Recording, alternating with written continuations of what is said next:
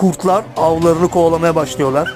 Younger, faster wolves set the pace, pushing the elk hard.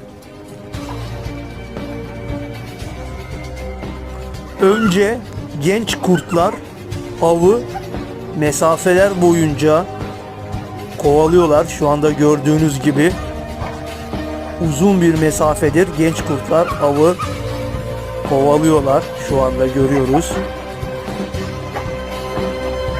Birazdan yaşlı ve daha büyük kurtlar geliyorlar. The older, bigger wolves catch up and help bring him down.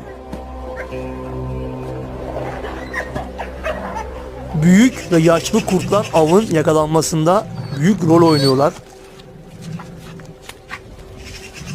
Birkaç gün onlara yetecek avı yakaladılar. They'll need to hunt again in a couple of days, but right now, life's good.